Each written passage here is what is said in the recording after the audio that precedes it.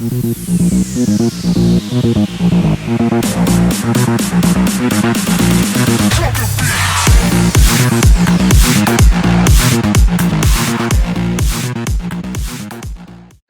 evening, everybody, and welcome to our RoboMission judging webinar. I hope you are all having a safe and wonderful evening and that you haven't been waiting too long for this. But thank you all for joining and spending this time with us. For anyone who's new, welcome along your WRO journey. This is one of the first steps you will take. And for all of our veteran judges who are sitting here, thank you once again for tuning in to hear me talking about one of my passions, RoboMission. So my name is Duncan Beaton, and I have been running the RoboMission category in South Africa for 9 years now. I've been an international head judge at the RoboMission level for 7 or 8 years and have taken on the role of making sure RoboMission gets as big and is as wonderful as possible. So if you see me at competitions, you are welcome to come and say hello. And if you have any questions, please type them into the chats or into the Q&A. We have a Q&A at the end where you can ask your questions and have them answered. So remember, today is all about RoboMission. So if you are looking for future innovators, you have come to the wrong meeting, but please don't leave. Stay and find out what RoboMission is all about. So big thank you, first of all, to all of you for not only joining this meeting, but for taking on the time and bringing your expertise to our events. Without you as judges, our events would not be possible for the thousands of children that participate every year. So really, from the bottom of my heart, thank you to each and every one of you for joining. We are so happy to have so many expert judges here in South Africa. Our judges are incredible and acknowledged from around the world. So thank you once again for joining. So for those who don't know what we're doing, well, the WRO is the World Robot Olympiad. You'll hear that name thrown around quite a lot as WRO. There are over 100 countries, 106 countries that participate each year in this incredible competition. Some focus primarily on RoboMission, others are doing future innovators. And in South Africa, we are lucky enough to be running all 4 international categories as well as our own. So taking a look at some stats for you, we have a total of 625 RoboMission teams. It makes up the bulk of teams here in South Africa. It is a huge number, and it also is the bulk of teams internationally as well. So if you are in the RoboMission category as a judge, you are taking part in the largest category at the international level. So again, thank you. We need a lot of judges because we have just so many teams. So this again, we will focus primarily on RoboMission, and RoboMission is a table-based challenge. It's where the highest score in the quickest amount of time, the team who accomplishes that will be declared the winner on the day.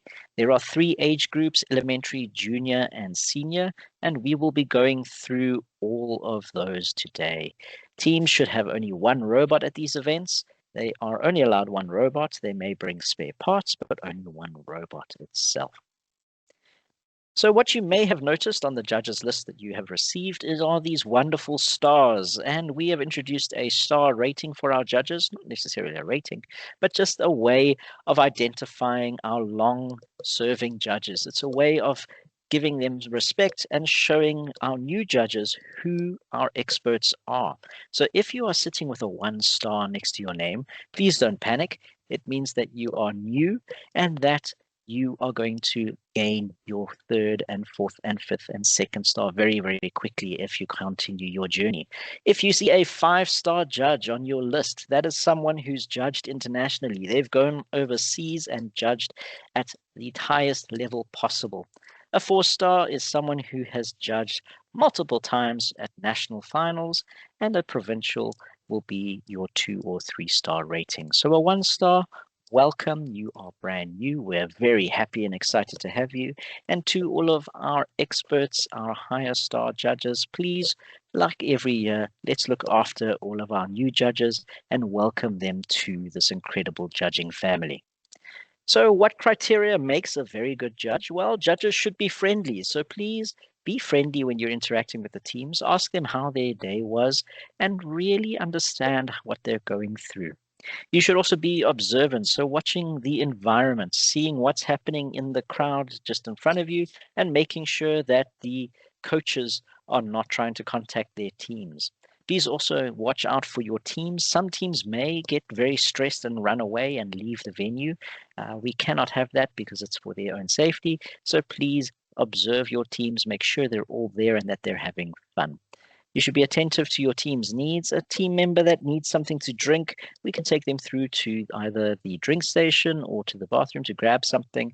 Or if a spectator on the side has something for them and they're waving at you, please feel free to go grab it and make sure that those team members are okay. Our judges in South Africa are a very, very high integrity. South African judges are prized at the international final because of the way we run our competitions and just the level of training that you have and the way and demeanor you run the competitions. And ultimately, we should understand the rules, not just read the rules, but actually understand what has been written down and what we are learning. So, some things to remember while you are judging. We are there as judges for the teams, and they are not there for us. So, please don't go and boss the teams around. They're there to compete and enjoy the day. And for me, the number one priority is always the team's enjoyment. Teams should be having a lot of fun. Please prepare yourself for a few things. There will be teams that are non compliant. These are teams that um, give you a few issues. They will try and tell you that the rules are incorrect. They will try and give you a lot of issues in trying to make the best cases. In a lot of attempts, though, what you will find is that teams have just misunderstood the rules. So when they are being non-compliant, when they're being grumpy and they're shouting at you, try and think of why and how we can assist those teams. 90% of our problems come from these sidelines as judges. All of our problems seem to come from the coaching side. So be aware that it's not always the team's fault when something goes wrong. It may just be that the coach has given them the incorrect information. So please, before you make a decision on a team, think about what could have possibly caused a team member to make a comment or to act in a certain way. Be prepared for tears, lots and lots of tears, especially if you are in the elementary and junior age groups. Teams have been practicing with their robots for a very, very long time. They are worried, things go wrong, and they're under a lot of pressure. So please understand when things go wrong and assist those teams where you can emotionally. Don't give them all of the tricks and tips to fix their robots. Don't tell them how to do it, but be there for the team and help them through that difficult time. Give them the encouragement that they deserve and allow them to know how you are feeling about their successes. Be prepared for pressure, especially if you are going to the national or international. There is a lot of pressure. And for your first time, you will feel this more than everybody else. But I can guarantee that after round one, you will pick up that actually judging is pretty easy and simple. And you wonder why not many people do it. So after round one, stick with us and you will see that it is a very simple, fun, and easy thing to do. Be prepared for different judging partners. You are paired with somebody else and you need to work together with that individual. They may have a different training level. They may have understood the rules in a different way. They may even be speaking a completely different language to you. They have different cultures, different attitudes, and we all need to try and work together for the kids that we have been looked after or that we are looking after. So please make sure that you are not only looking after the kids there, but you are also trying to look after your co-judge and the judges around you on the day. As a judging family, we like to work together and we learn from one another. So we always work in pairs and with a head judge. The head judge has the most experience on the day and they will lead you when things start going wrong. And if a head judge is running around, they are quite busy and putting out fires. If they're just walking around and they're quite chilled, it means all of our table judges are doing an excellent job and the head judge can just relax for a while. There are roles that have been assigned, and that's our head judges and our table judges. And for me, as a judge, number one, please have fun. Remember, this event is not only for the kids, but it is for you as judges and coaches as well. So to our head judges, please understand that our head judges are there to support you. They will come if you call them. You may need to wait though, because if they're dealing with an issue, they will prioritize certain things, and you may be waiting for a little bit of time before the head judge arrives. If you are not sure on the decision, please wait for them and they will come through and give you the answers. Use WhatsApp groups that have been created for judges. Use WhatsApp groups that we have within the communities. There are many different ways for us to get in contact. And remember that the teams and judges are the number one priority of the head judges. The head judges are there to assist both you as judges and the teams themselves. The head judges are the ones that will address coaches if necessary. So you as a table judge, you do not need to interact with any spectators, any coaches. Your priority is that of the teams, and our head judges will deal with all of the questions, all of the issues coming through from head judges, from coaches and spectators watching. Something to keep in mind if it's your first time coming through to one of these competitions. Wear comfortable shoes. We do a lot of standing at these events and a lot of moving around. So wear something that is comfortable. And not only that, please stay away from short mini skirts because you will be moving up and down quite a lot. Whether you're male or female, doesn't matter. Stay away from mini skirts. Taking on the roles of a judge. So number one role, we look after our teams. So the teams that you've been assigned, you will be assigned between 6 and 7 teams, comprising of 2 to 3 team members. It is our job to keep order and keep things moving on the day. Teams get frazzled, teams have things go wrong, and they look to us as judges to stay strong and help them move into the different areas. Teams also lose track of time. So we need to update them on how much time they have left, where things are going, how the competition works. For a lot of teams entering, it may be their first time and they don't quite understand the scoring or judging process. So you will have quite a few questions. The teams are always our number one priority. As a judge, when dealing with teams, be kind, be mindful. When you're dealing with your other judges and head judges, be honest, and please always be respectful. We don't know what people are going through. And these kids have, again, worked very hard in these robots from the start of the year, and things don't always go right. Be friendly, smile, talk, and encourage our teams. We must encourage them because they will love it, number one, and two, they get lost. The team will always remember a judge who's encouraged them for years, and they will come back when they see you and introduce themselves again and again and saying thank you for how they were treated on the day. Moving into our judging procedure for RoboMission. So we will have a table set up similar to this. All of our competition tables will be on the floor, and it is an easy way to make sure that the tables are stable. Also, if it's on the floor, the teams have an easy way to get to the elements and the robot. For some of our younger teams and our shorter team members like me, they may not be able to reach the middle of the table due to their height issues. So taking a look at our setup, we have the team work area. Now this is where the teams will be sitting with their laptops and busy programming and making changes to their robots. There will be 3 trestle tables with 2 teams at each trestle table, so team 1 and team 2. There is then a line on the floor. There may be a physical line, otherwise please create your own. Might be a crack on tile beneath your feet, or it could be the edge of the quarantine table. Have a position for the teams to line up behind and keep that position. The reason being is when the head judges are called, we like to run up and down this area over here, and having that nice and clear means we can get to the issues quite quickly and easily. We have a quarantine table. Now this is a shared quarantine table between 2 competition groups, and we'll have table B on one side, table A on the other. This is where teams will place their robots when we move into quarantine just before all of our scoring rounds.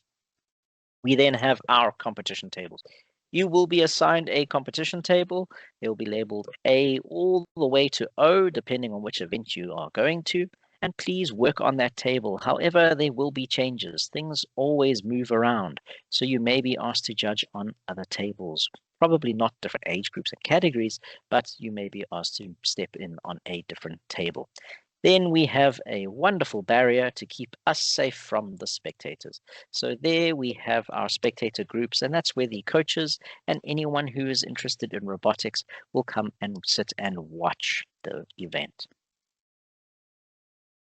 So how does our queuing work when teams arrive? Well, they start by standing behind the queue line. So that imaginary or physical line that you've set, they line up behind that specific point.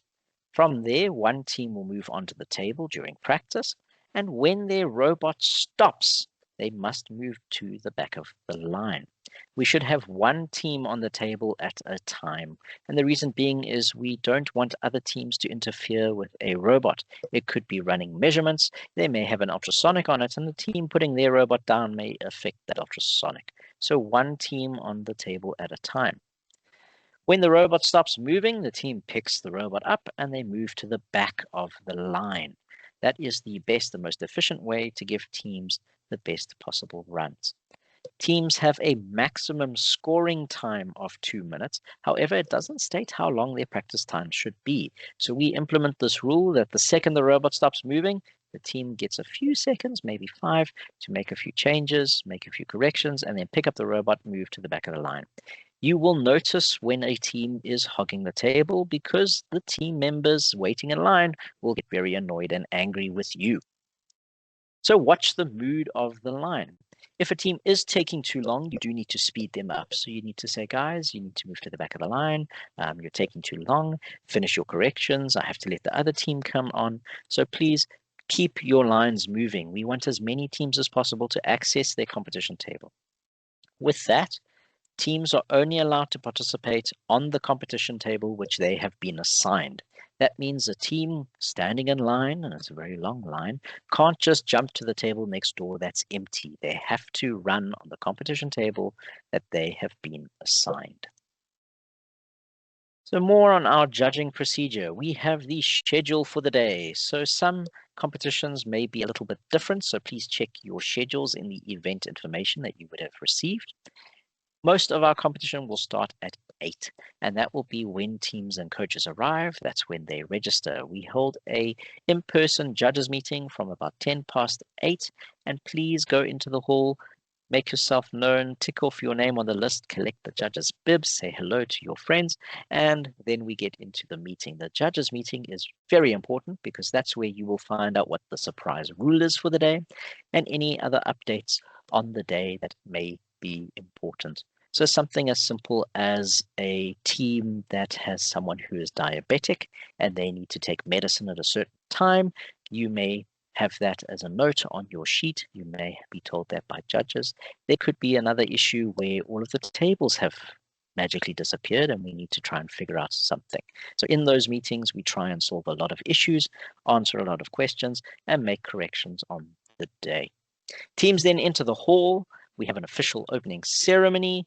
They have their final preparation and check. The coaches then leave the hall and we introduce the surprise rule.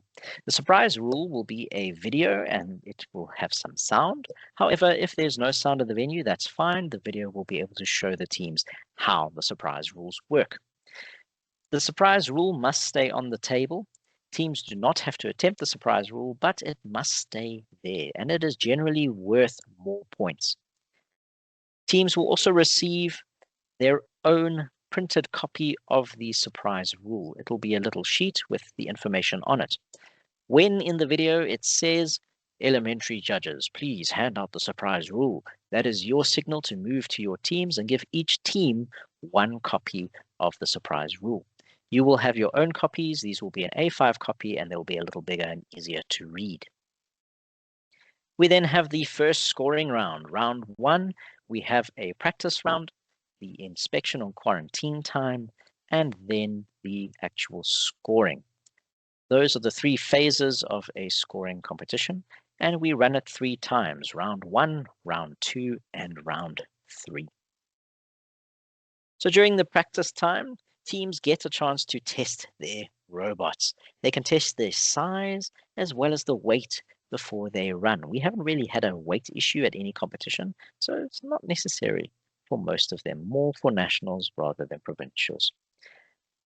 Please, if you see any issues with teams, perhaps they have misunderstood some of the rules, maybe they have made a mistake, maybe their robot's about to fall off the table, please point out any issues to those teams so that they don't get penalized in the scoring round. So for example, if a team keeps putting an element into a location and they keep going, yeah, full points, and you know that actually it would be partial points, tell them that it is partial points and show them in the rules this is how they would score.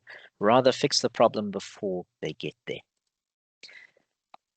Robots must go into quarantine when the quarantine timer hits 0. So when quarantine timer hits 0, we have to have all of our robots in the quarantine area. If a team is walking to the table and the timer is on 0, that team will not be allowed to run their robot in the scoring round. There are no exceptions to this rule. All teams must have their robots into quarantine before the timer hits 0. So again, that's the way that we can help our teams. Keep an eye on the time. 5 minutes before, start shouting at them to get robots into quarantine. 1 minute, get robots into quarantine.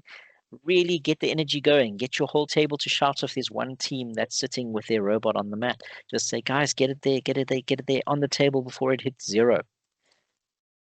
During practice, no programming devices are allowed at the competition tables. This is General Rule 9.3. So please, if teams are walking up to the table and they have a tablet or they have a PC, they are not allowed to have it near the table. This is more of a way to protect the device than anything else, because we have had a few issues where devices have been dropped and then it becomes very difficult to program your robot if your battery is half out of your computer.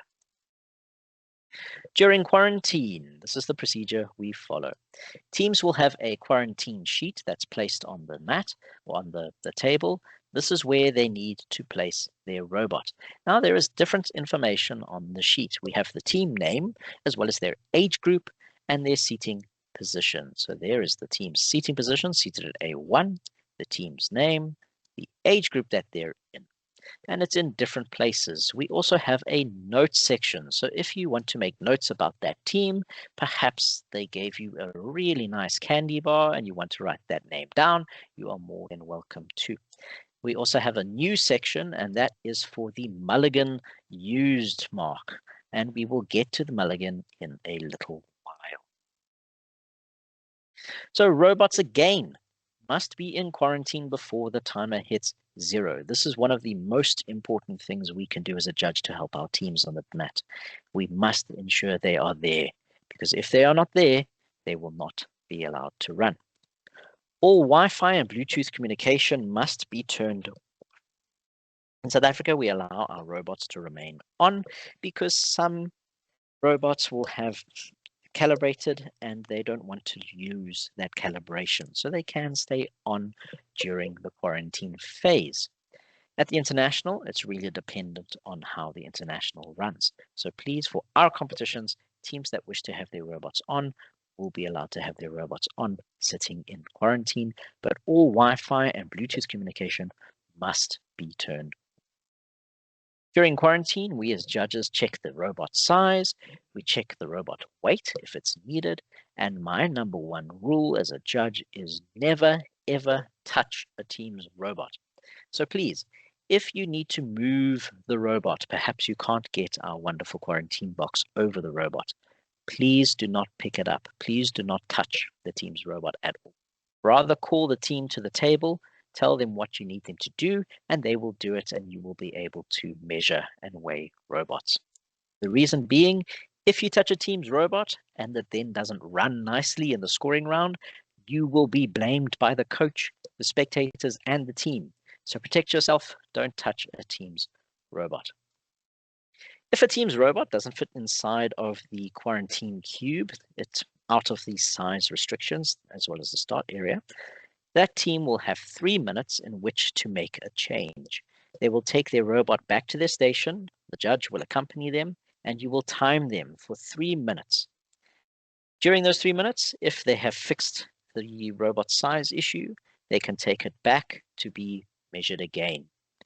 They only have 3 minutes to do it. If they are not able to make those changes within 3 minutes, the robot is still too large, that team will not be allowed to run during that scoring round. Teams with any jigs or setup apparatus must be quarantined with the robot. So any jigs or setup apparatus that teams are using, they must be placed with the robot in quarantine. The reason for this is that if the team is using Lego pieces, they could just change the color of the Lego piece, put it to the light sensor when they're measuring their robot, and the robot will then know which randomization it needs to run. We've inputted information to the robot, which is not allowed, and that team will be disqualified if we find that they have done that.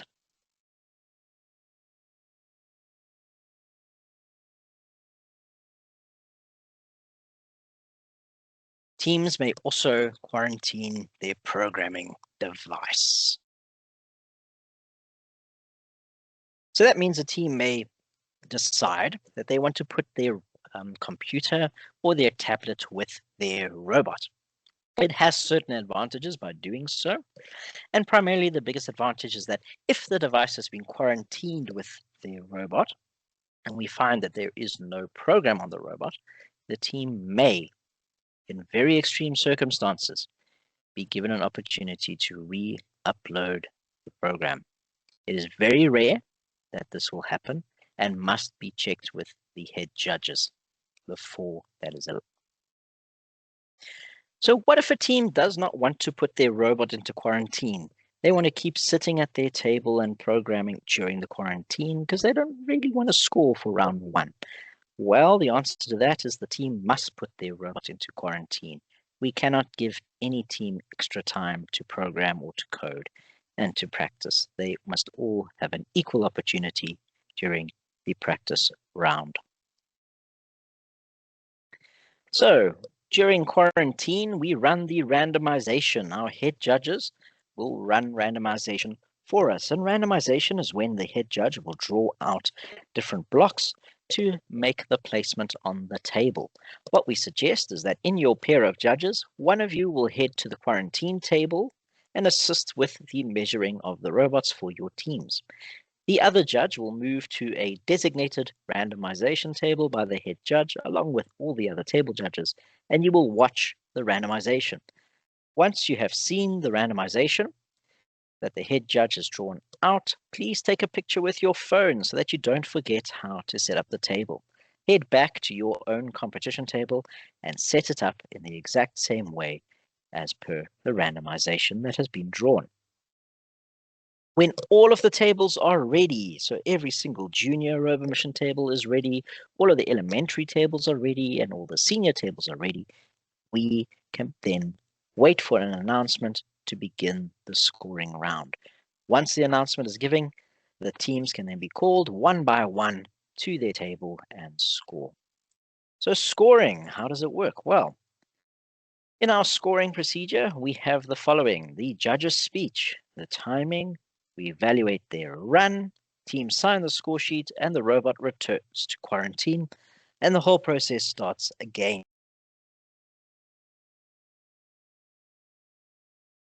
So what is the judge's speech?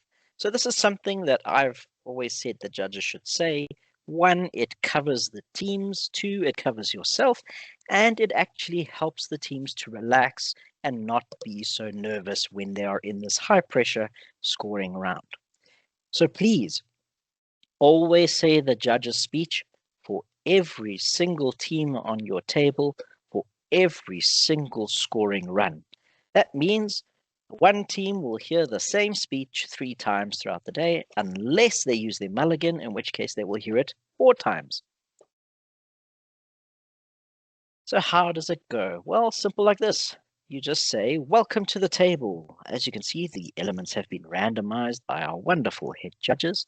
Please set up your robot in the start area. When you are ready, we will give you a countdown. 3, 2, 1, go. When we say go, please start your robot moving. Please touch your robot when you would like to end your program.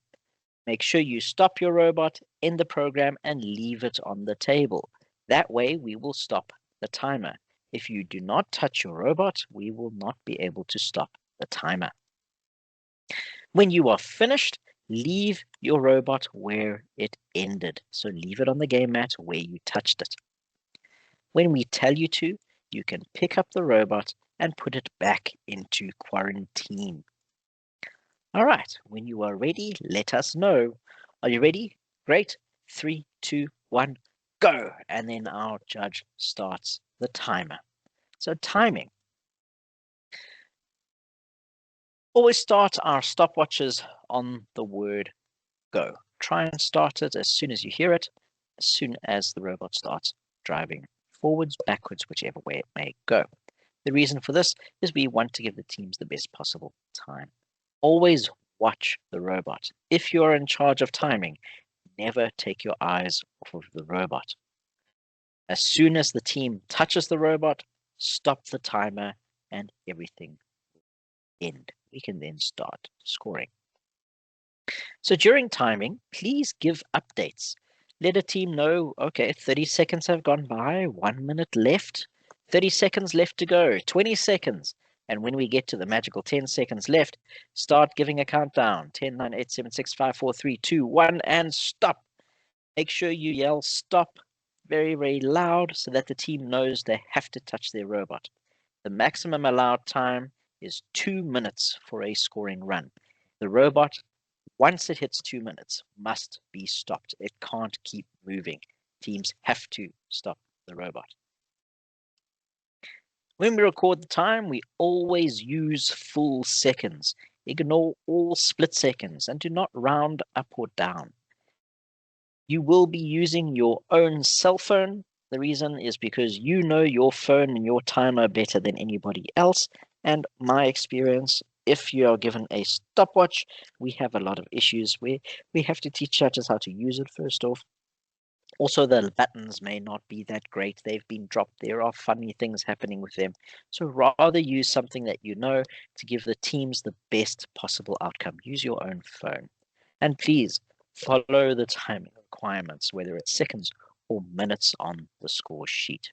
So as an example, here we have a team that has run their robot and they ran in 1 minute, 23 seconds and 59 split seconds.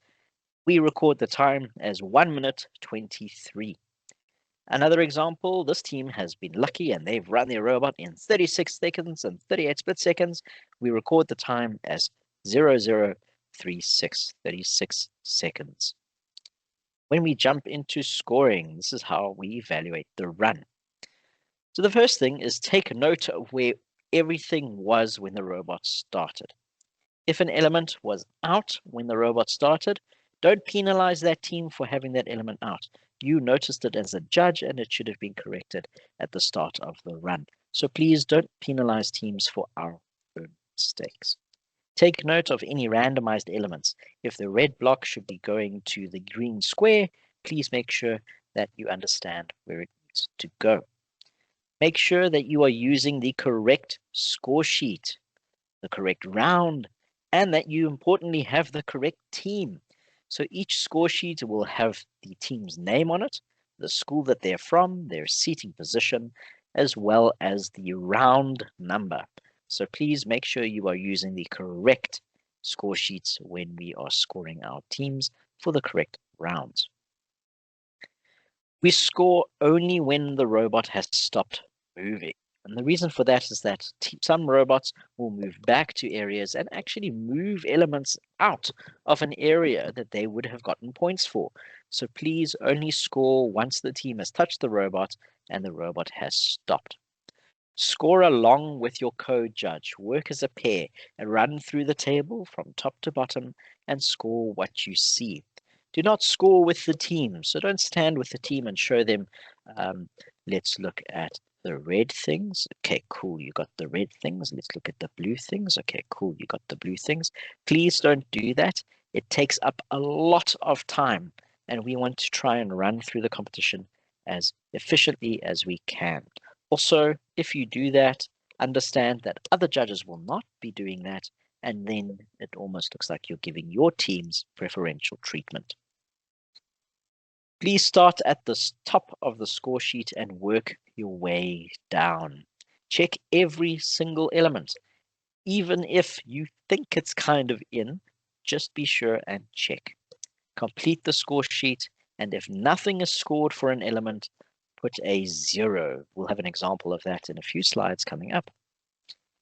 Please then record the time. Look at the person who was timing and say, what time did they get? Write down the time. If you disagree with anything on the score sheet, if you disagree with your partner that was scoring with you, that is very good because it means you are taking the team into account and you are trying to give them the best possible score. Please call the head judge and they will come in and give you a clarification on a rule. Teams must sign the score sheet before it can be submitted for scoring. So what happens when a team doesn't want to sign the score sheet? They've decided that they disagree with your score, you've done it all wrong, and they want some clarification.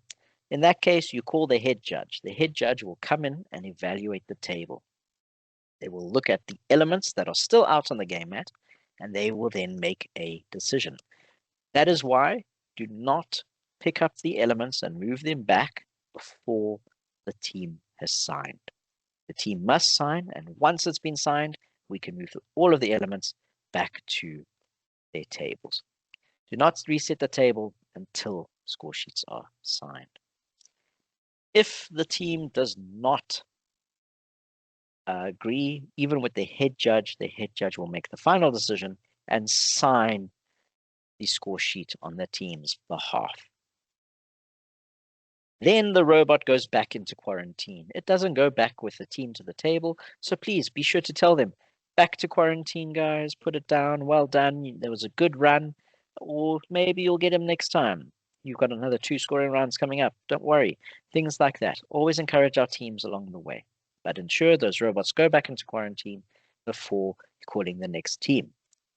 Taking a look at our score sheet. This is an official score sheet. This is a score sheet that will be used on Saturday. So this is the real deal that we are looking at. We have the team's seating position, very important, in 2 places. We have the team's identifying number, the team's name, and the school or club that they are from. We have the category and the age group, and then which scoring round it currently is. Maximum score on the bottom, the scoring location, the time. Place to put your name. So please put your name. Don't just sign it, because if there's an issue, we need to know who to talk to. And the team member signature, very important. They must sign that location before they can get points. So how this works. Let's say this team ran like this.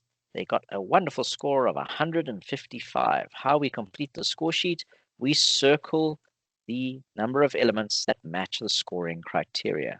So here, the visitors completely in this corresponding area, and they are upright. This team got 3 out of the 4. Well done. There they got 30 points. So it goes 3 multiplied by 10.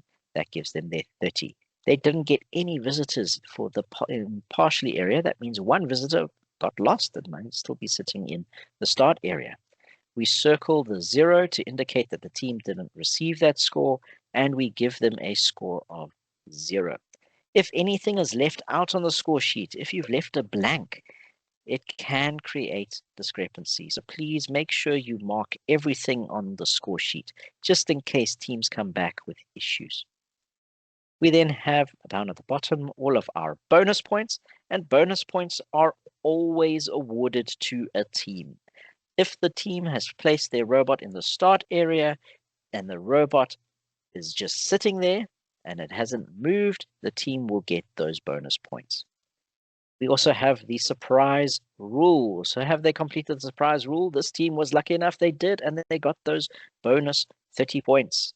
Remember, the surprise rule is generally worth quite a lot, and it is something to go for. You then add up the total score and write it down in the score area, as well as putting the time that that team took. So this team scored 155 points in 1 minute 26. I've written my name down on the score sheet, and the team will then sign. We have a note section. So if the team has an issue, if the team has an error, so perhaps they were late for quarantine, on the score sheet, you will give them 0 all the way down for everything. You will put their time as 2 minutes, the maximum time, and in the notes you will write, was late for quarantine. Any issues the team has where it has affected their scoring, please put those notes down. It helps the scorers and it helps the head judges identify if there are discrepancies and if there are issues. Now introducing something that is brand new. This was introduced this year. It's come after 3 years of debate at the international level, and it has finally arrived in the general rules. Teams are allowed 1 mulligan. They're allowed 1 redo that they can use in any of their 3 scoring rounds. The team must decide immediately if they would like to use their mulligan, and that is immediately after they have run their normal scoring round. So let's say a team in round 2, they place their robot down and they request a mulligan because they only scored 250 points out of 300. They then want to have a mulligan to get those last 50 points. They put their robot down, they run it again, and they score 100 points. We will take the mulligan score above all other scores. So whatever score the team received, you will always take and prioritize the mulligan. So no matter what it is, whether it's higher or lower, we will take the mulligan score. It always takes place of the score from that requested mulligan, and it is tracked on our quarantine sheet. Now, if a team calls and they say, we want to have a mulligan, there is a special mulligan score sheet for each team that you will have with you for round 1.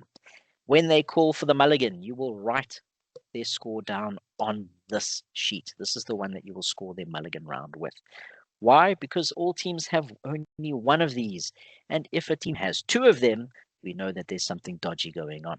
So please make sure that you use the mulligan sheet when you are completing the score for a team having a mulligan. It will be the one with the yellow in the top right corner, and it will say mulligan in place of the round. On the quarantine sheet, when a team has had their mulligan, we will cross it off. That lets you know that the team has used it. So for example, you've got 3 team members. One team member keeps coming to the table and they keep running their robot. During their scoring round, they ask you to have a mulligan. You say yes, you go to the sheet and you cross it off. In the 3rd scoring round, the team member who's been sitting programming the whole time comes up to you and they say, we want to have a mulligan. You can look at the score sheet and say, you've already had your mulligan. You can't have another one. It's a way of helping us as judges identify which teams have used it. And for the teams, they can check themselves and see, oh, we've used it already. They will know. You then have what I call the score sheet mini. Now, once you have completed all 6 of your teams on your table with the big score sheet, your main score sheet, you will then complete the mini score sheet. This is very important for scoring because we understand that as we are writing things down, a lot of times the pressure is great. So we have a way to try and help our scorers and help our judges. Take your time when you complete this mini sheet. Only complete it once all of your teams have scored. And on this sheet, all that we do is we write down the team's highest score, or their score from that round, I should say, and their time that they got in that round. We put the round at the top, so it could be round 2 as an example, and the team's score and time for that round. Going down the list, A1 to A6, is the team name, the school that they came from, and their team number. We also have the judges' information sitting on the top, so we can see who is busy judging on that game table. There are also places for notes. So if you have issues or your teams may have problems, you may find something in the note column. For example, we have teams who are neurodivergent and they wear headphones to block out some of the noise so that they can cope with the pressure of RoboMission. You might find that in the notes section it says this team is allowed to wear headphones, are neurodivergent. Please take note of that so that if any coaches say that team's cheating, that team's doing that, you have a reason as to why that team is doing that thing. So please write your own notes, but take note of anything pre-existing in that column. Then the most important thing on the day, lunch. This is our number one thing and reason we go to judge. I hope not, but you will be given lunch as a RoboMission judge on the day. Lunch will be provided for you as well as a nice little drink. So please make sure you head to the judges room, enjoy your lunch, talk with your comrades, talk with your head judges, and just enjoy the time and the day. During lunch, there I have spelt lunch incorrectly. Oh, that's what happens when I am tired. But here we go. During lunch, no teams are allowed in the competition area. They must stay out. And the reason for that is because we don't want coaches to accuse those teams of cheating, of interacting with other robots, of breaking things. So teams are not allowed in the competition area during that time. There are some exceptions. Some teams leave their lunch boxes in the bags that they have brought in which case they must be accompanied by a judge, so stand next to them and follow them to their table and then follow them all the way back to the barrier. Make sure they don't touch any robots. They're just taking out their lunch or taking out the thing that they were saying that they needed to take out. No teams are allowed on the competition tables during lunch. So not only are they allowed not in the score or the programming area, but they cannot have their robots on the competition area. No spectators are allowed in this area. The only people during lunch that are allowed in this area are the WRO staff and you as a judge. Everyone else must stay out to protect the team's robots. And importantly, no teams are allowed to program during lunch. The lunch time is about an hour, and they're not allowed to program during that time. If they sit on the sidelines and they have another laptop and they're busy programming on that, nice for them. They're not allowed to bring that laptop into the area. They're not allowed to make any updates to their code. So please, if you see a team coding outside, go and take a look, take note of who they are, where they're sitting, and just check and let the judge know on that table that there may be something dodgy going on. So some judging preparation, some things to help you on your way to judging perfection.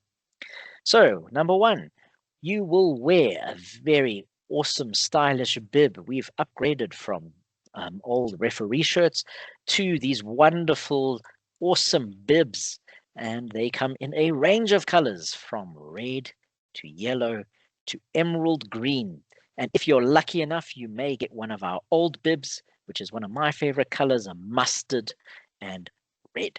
So please, you will wear your judge's bib, mainly because we need to be able to identify who our judges are. And if a coach standing on the outside sees everyone wearing a judge's bib, they will know they cannot enter the area without one. You will be standing quite a lot.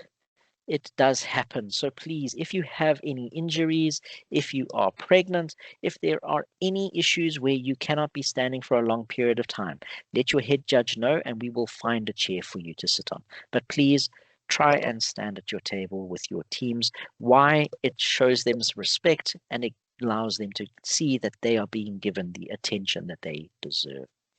If it's your first time, you will be quite nervous at these events until the end of round one. From then, it's smooth sailing. You'll be quite active and busy. And at the end of the day, you will have a favorite team on your competition table. Now, this is a team that is not necessarily the best. This could be the team that you thought dressed really funny. They were really, really fun to be around. Maybe they had the same kind of interest you do.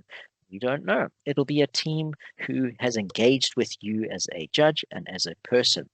If you don't have a favorite team at the end, what it tells me is that you were not paying much attention to your teams on the day. And it is a very interesting and fun way for us to find out who has been working with teams and who was just really busy at the table. and you will have a lot more fun than you actually think. Remember, judging is completely voluntary. Everything is at our own expense as a judge, and we understand that is very difficult, especially if you're going to a lot of events. So thank you for not only spending time with us, but actually spending your own money to get to these things. We really do appreciate it. No judges are paid to judge. Even on the international level, our judges are not paid to be there. Remember, the judges that you are with are a people who have a love for WRO, for robotics, or for both. A big one, we may need to escort teams to the bathroom. If you're in a venue where the bathroom hasn't been cordoned off, there's no exclusive team use bathroom, you may have to follow the team to the bathroom. Please stand outside and wait for them. Don't stand next to them in the stall. That's just weird. So please wait for them outside.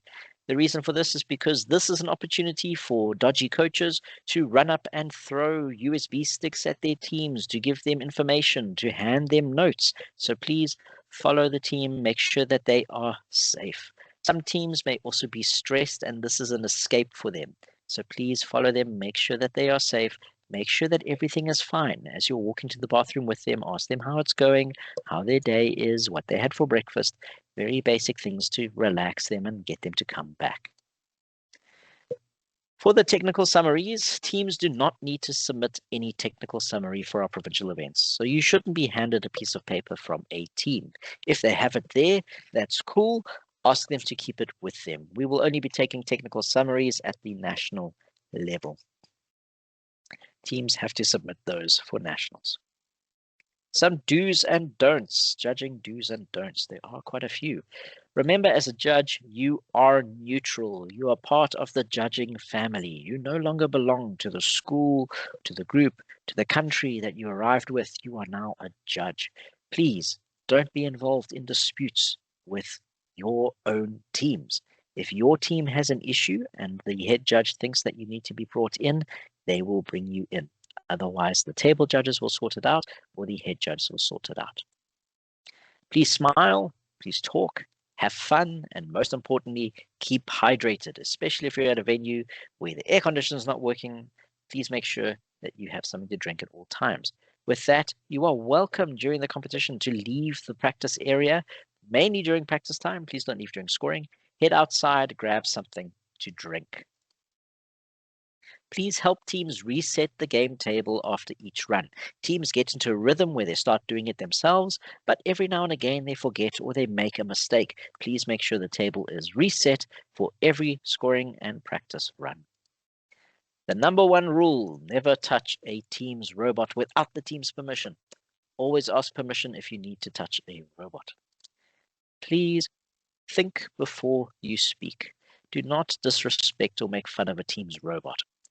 Teams take it to heart. Remember, a lot of them have been working on these robots for a very long time. They've formed a bond with these things. If you say that's a funny looking robot or that will never work, they take it to heart and you can ruin the entire competition for those teams. So please don't say anything bad about any team there or any team's robot. Be mindful about what you say and only speak words of encouragement. Please don't leave your table unattended. You are working in a pair. One of you should be on the table at all times. If you're lucky enough to have a venue with volunteers, remember, the volunteers are not judges. They don't understand the rules and what processes they should be. So please, always have one judge on the competition table at all times. You may step outside to have something to drink. You may go and sit for a bit under a tree. You may go to the bathroom. But please, make sure that there's always one judge per table. And if you really both have to leave, let your head judge know and the judges around you so that someone can take over and look after your teams. Please don't give a team any advice or assistance with building, programming, whatever it may be. Teams need to do everything themselves.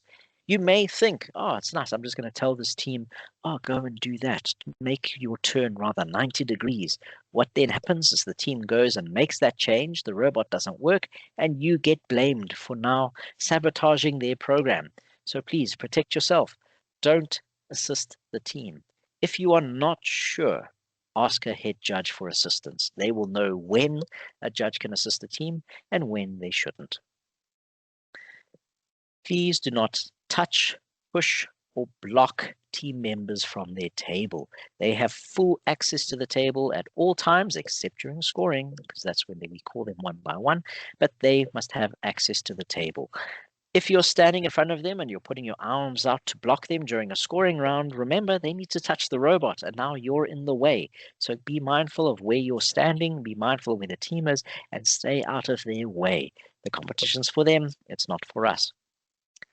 Please never award extra points to teams. Why? 1, it's not allowed. 2, it shows bias. And 3, it's not allowed. We have had judges in the past at the international final who just decide that, oh, that team was nice to me, I'm going to give them 2 extra points. Please don't do that. Do not award any teams that are not on the score sheet. Please don't talk to any spectators or coaches when you are judging unless it is necessary. Watch for the teams that are communicating with their coaches and spectators. Let the head judge know and then go and speak to that coach. Tell them, stop communicating with your team. Tell the team, stop communicating with your coach. If it keeps happening, the team will be penalized. Please, if need be, accompany the teams to the bathroom. There are some exceptions. We have teams who may have medical issues, they may be having hardware issues, and there may be emotional devastation. In those instances, you will know very quickly what's going on. If you see a parent standing at the sideline waving a bottle of pills and trying to get your attention, it may be serious. A team member may have a headache, maybe they're having a migraine, maybe they need to take some medication at a specific time. Find out what's going on and then assist where you can. If you're not sure, call the head judge and the head judge will make the final decision. Remember, we are working with children and we want them, 1, to have a good time, and 2, to also leave the venue in a safe and happy manner. For those of you who've been running and doing this for a very long time, you may know this slide.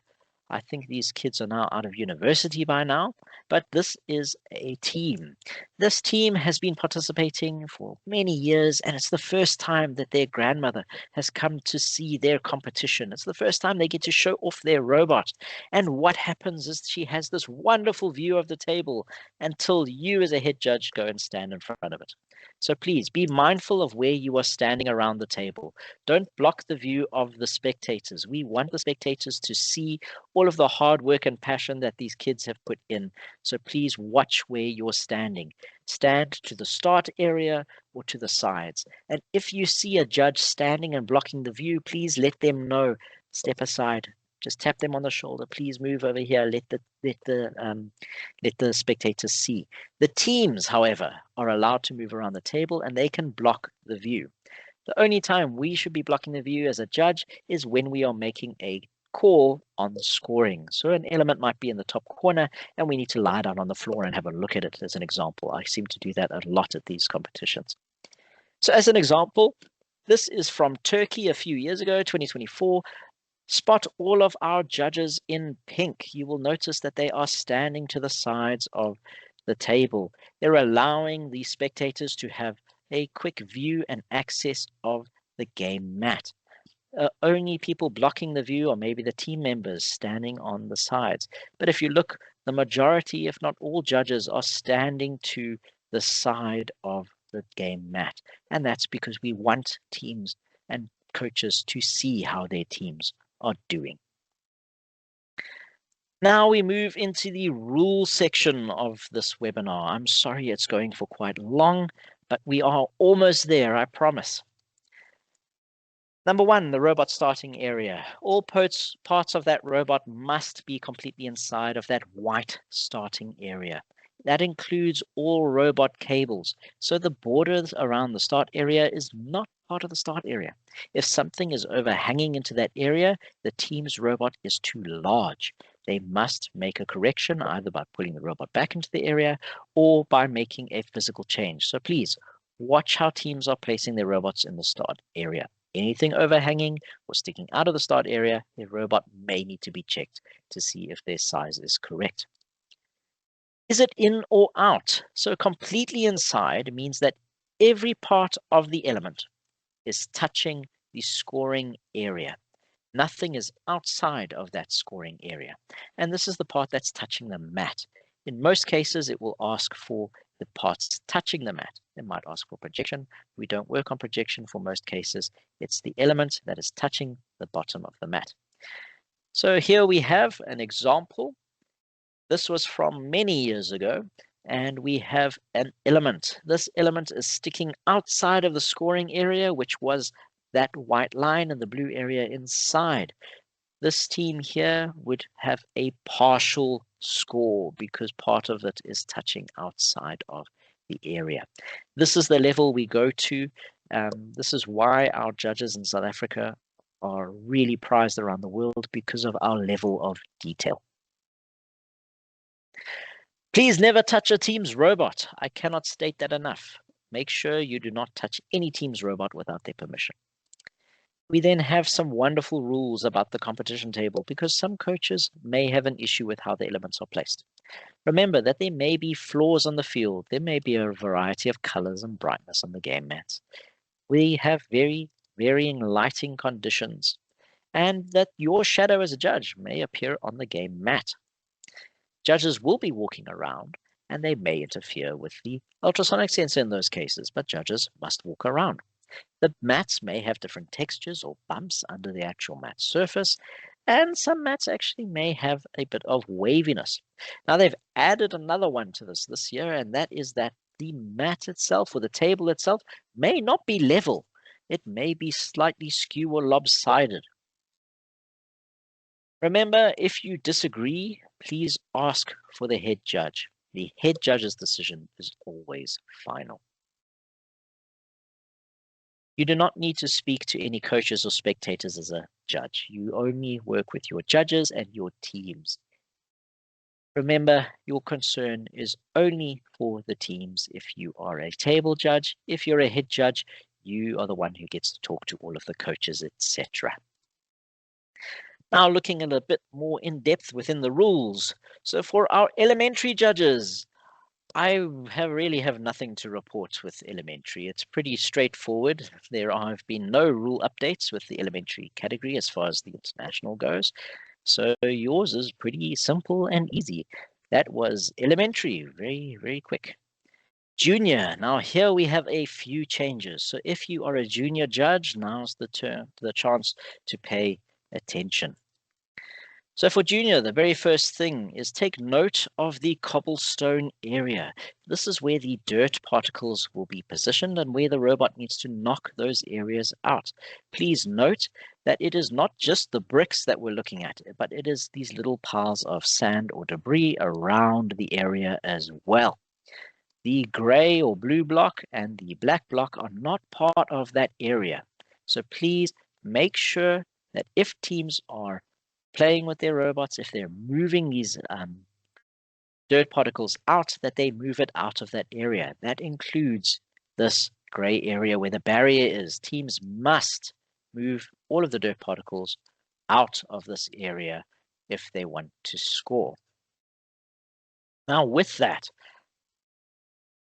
it is very difficult to place these elements. There are 10 of them, and they are quite tricky because they can move around, they can flop around, and we want tables to have a similar kind of layout. So what we've decided to do is we will divide the area into 4 quadrants, 1, 2, 3, and 4. The head judge will decide during the randomization which quadrant we are going to place the elements into. Majority of those elements must be placed in that quadrant. So please take note of where these elements are going to be placed. The reason for that is if you wanted to be nasty to a team, you could place all of the dirt particles right along there, making it impossible or more difficult for a team to get those particles because the barrier is in the way. If you wanted to be really nice, you could put all of those elements just in that corner over there, giving that team an advantage. We are trying to avoid any bias, and we're trying to make it as fair as possible. So please, if you're a junior judge, divide the table into quadrants, and the head judge will let you know which quadrant we're using for that scoring round. You then take the bricks, put them down in a pile in their quadrants, and we have then run and are ready for our team to start scoring. Use the same quadrant for every single team for that scoring round.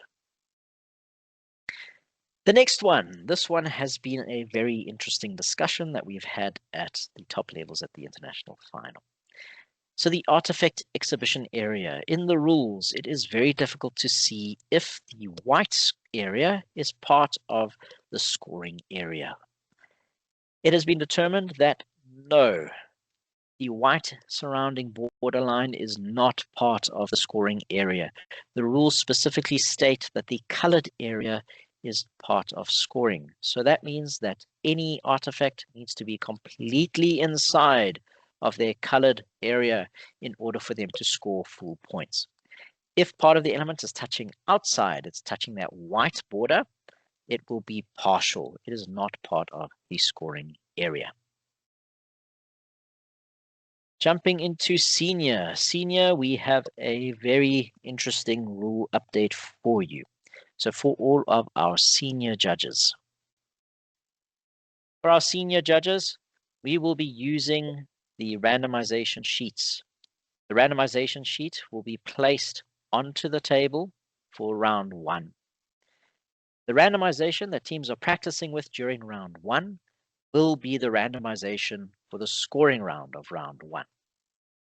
When we go to practice round 2, a new randomization sheet will be placed under the 3D printed element. That randomization will be in the randomization that is then used for round 2. That means our senior teams have an idea or know what the randomization will be before they go into the scoring round. There are multiple reasons why we have done this. The number one is senior is very difficult and teams struggle. 2, judges are struggling with this and trying to run the randomizations. So we're trying to make it easy for both our teams and for our judges to run. So we will have the randomization out for teams to then practice and use, and it will be the randomization that teams will have in the scoring round. Now we get to Q&A. This is your opportunity to ask any questions that you may have.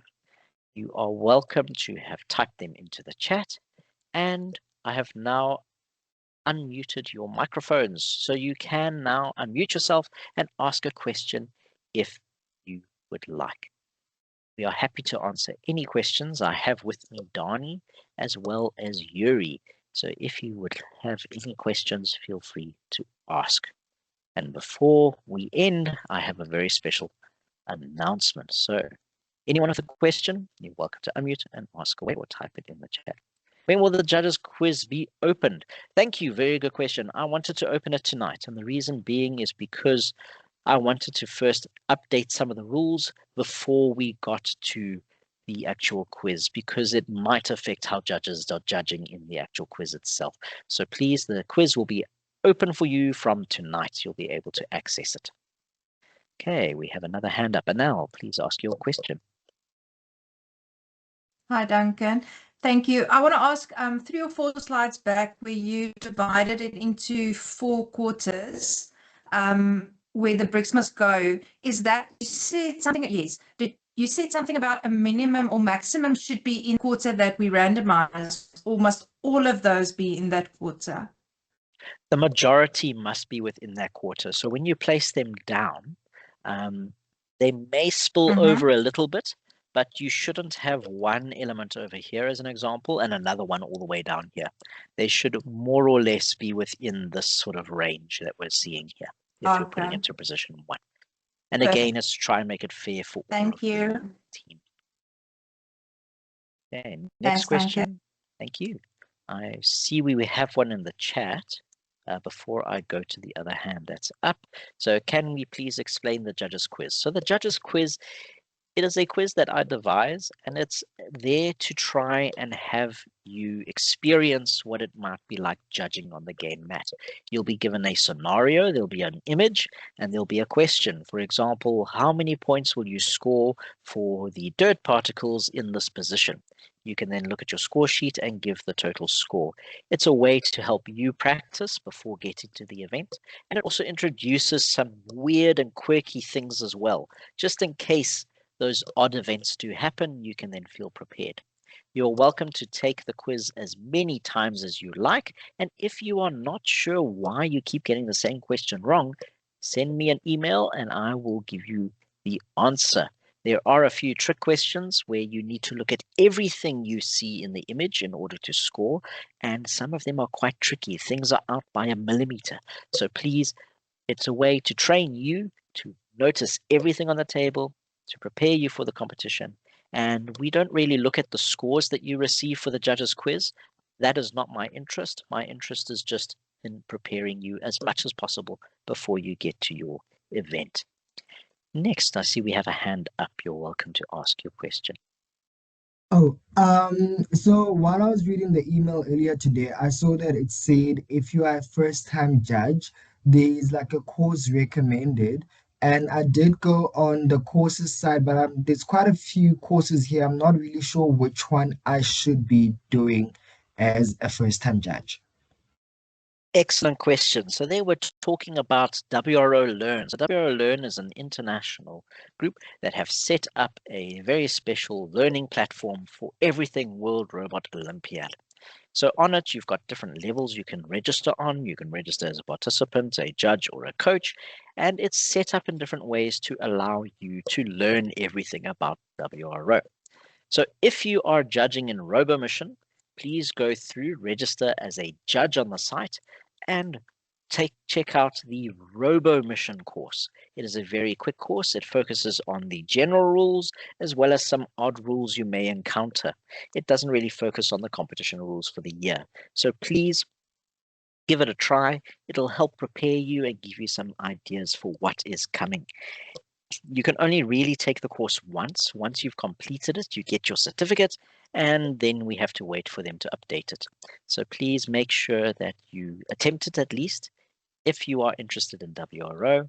And for those of you who are coaches, if you've got participants, it is an incredible platform to learn more and just help their knowledge base. I hope that answers your question. I see we have another one there about the presentation. So where will we have access to this presentation? Where can we find the quiz? The quiz you will be able to find on the WROSA website. There's also a link available to you in your judging document that you would have received. Regarding the presentation, the recording will be available for all of you to view under the webinars resources section on our website. So please, if you are watching, perhaps you missed a topic, maybe you've arrived late and you want to check something out, you are welcome to rewatch the video recording. Any other question? There we go. Someone's posted the quiz into the chat. Thank you. Any other questions?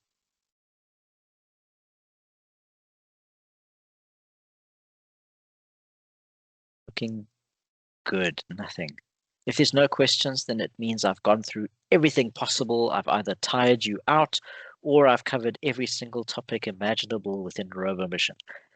So if there are no more, I am going to jump to our next very important announcement. So here we are. We have created a WRO WhatsApp community. This is a community which you can join as a coach or as a judge and have your WRO questions answered in real time by us as WRO organizers, but also other coaches with experience. Many people within this community will help you along the way. So if you have any questions, if you've got any queries, if you want the latest information, WRO, join the WROSA community. It is now live and ready for you. Don't worry, if you can't access the QR code, you will get a message very soon with all of this information. We also have updated our socials, so please take a look at our social media pages. There we have many different things going on.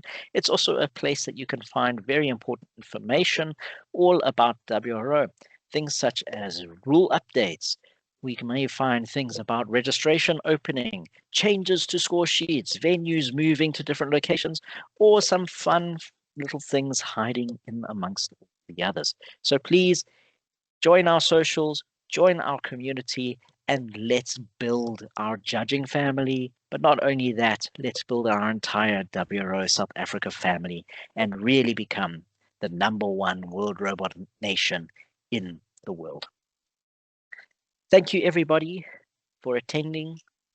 Thank you for spending the time with me and letting me talk about one of my passions.